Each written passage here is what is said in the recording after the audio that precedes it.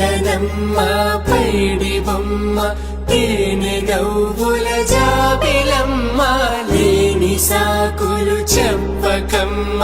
పట్టువోణి కట్టవమ్మ నాన్నయదపై నిన్నటిదాకా అల్లరి ఆటలు ఆడినా చిన్నారి తల్లి లేత భుజములు నేడు చీరలు మోయునా